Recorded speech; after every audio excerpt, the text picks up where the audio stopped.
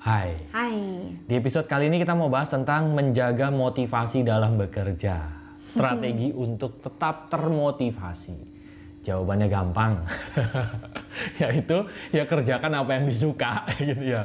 Kalau kita mengerjakan apa yang disuka, rasa suka itu yang membuat kita terus bergerak ya. Yang terus mendorong, terus berkarya, terus punya energi untuk melakukan itu gitu. Meskipun pasti ada momen-momen naik turun itu sesuatu yang wajar ya. Betul. Karena energi itu sendiri kan on dan off. Iya. Tapi bukan karena tidak termotivasi, tapi karena memang ada aliran aja, ada waktu bekerja, ada waktu jeda gitu Iya. ya.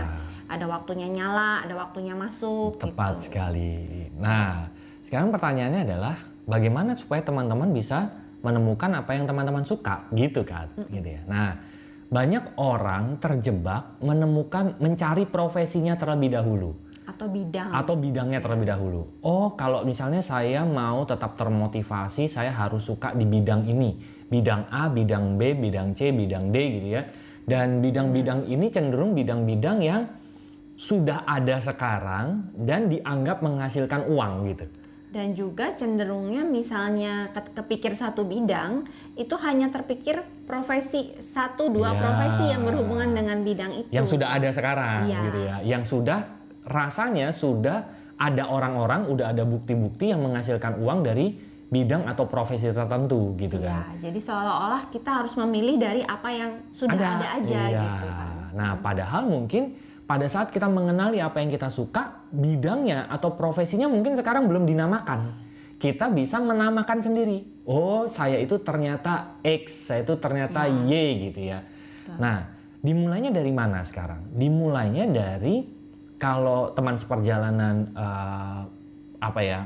lebih peka gitu ya.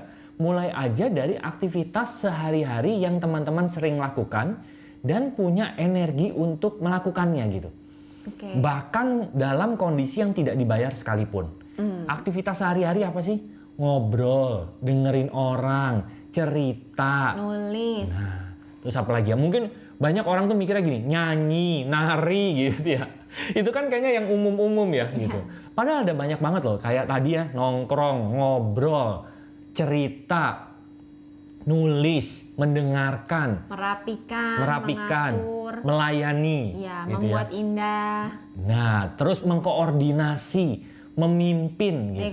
Negosiasi, terus diplomasi, ya. menjadi penengah misalnya. Nah, itu ada banyak sekali jenis-jenis energi yang jenis-jenis kesukaan, jenis-jenis energi atau kesukaan yang sebetulnya itulah yang bisa menghidupi teman-teman sebetulnya. Yeah. Nah, saya jadi ingat sebuah cerita, yaitu tentang seseorang yang bernama Ignatius Jonan.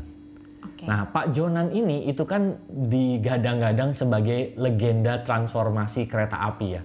Tapi teman-teman tahukah bahwa beliau itu bidangnya itu bukan bidang kereta api gitu. Oke. Beliau profesi sebelumnya adalah perbankan. Beliau itu orang bank. Tiba-tiba kok bisa mentransformasi transportasi itu sebuah bidang yang nggak nyambung sebetulnya. Iya. Nah, tapi apa yang beliau lakukan sebetulnya? Beliau itu energinya adalah memimpin by doing gitu. Oke. Beliau itu suka sekali melakukan dengan mencontohkan. Contoh, beliau itu waktu mau mentransformasi toilet di stasiun-stasiun gitu ya.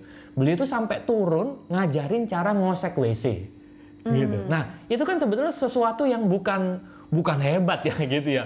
Kayaknya orang kalau mencontohkan gini loh, harusnya ngosek WC itu begini. Hal yang sederhana. Nah, begitu beliau mentransformasi lagi penjadwalan, itu beliau naik loh dari satu kereta, dari kereta yang lain untuk ngecek sendiri jam hadirnya gitu.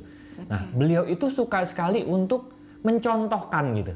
Kalau saya suka, maka rasanya orang lain pasti akan suka deh. Nah, teman-teman punya nggak standar-standar seperti itu? Kayaknya kalau saya suka ini, rasanya orang pasti akan suka deh. Nah, berarti kan teman-teman menciptakan sebuah standar, dan standar itu yang bisa dibayar gitu. Alangkah enaknya ya kalau teman-teman suka terhadap sesuatu dan mendapatkan bayaran dari situ. Nah, itulah yang membuat energi kita itu nggak habis-habis, selalu termotivasi Ya, dan juga karena kalau energi itu memang ada sesuai yang ada memang ada di rancangan kita, di keberadaan kita gitu ya.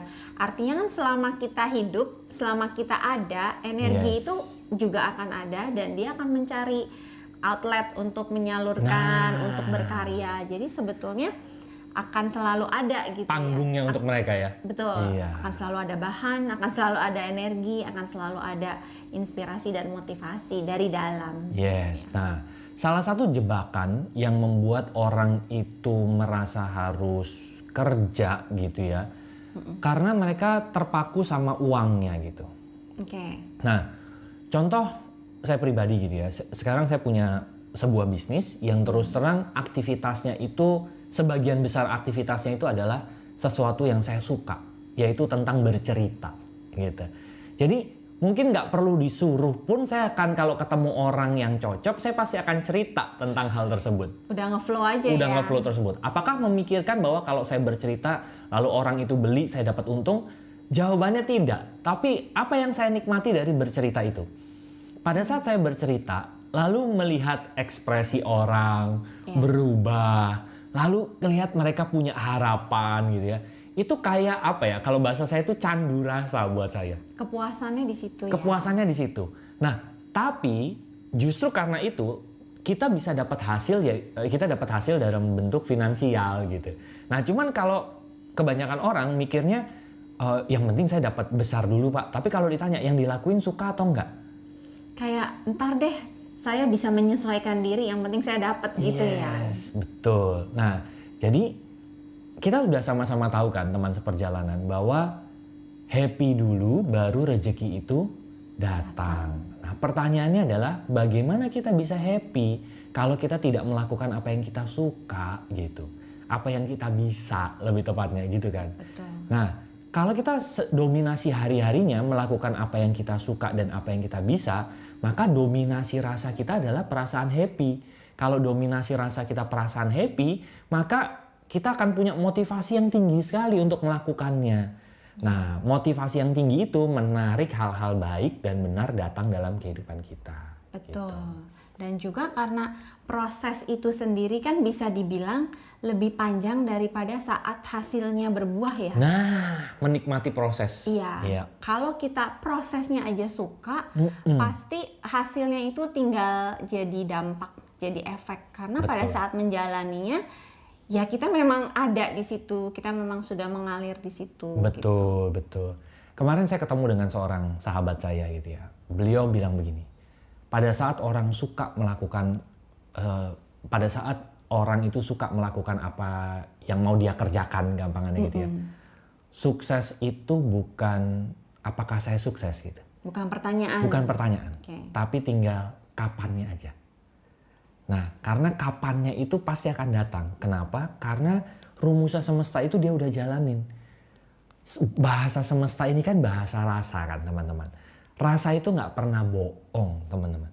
Pada saat kita menyebarkan rasa di state rasa yang selaras dengan semesta, maka semesta juga akan menimbal-balikan ke kita hal-hal baik dan benar terjadi dalam kehidupan kita. Nah, itulah rumusnya sebetulnya. Nah, sekarang pertanyaannya adalah bagaimana supaya teman-teman bisa firm?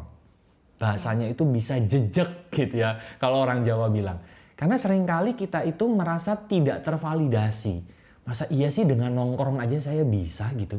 Masa iya sih saya sebagai penengah konflik tuh bisa hidup gitu kan? Nah, bagaimana teman-teman bisa firm untuk menjalani aktivitas-aktivitas yang teman-teman suka dalam kehidupan sehari-hari? Mungkin human design bisa membantu.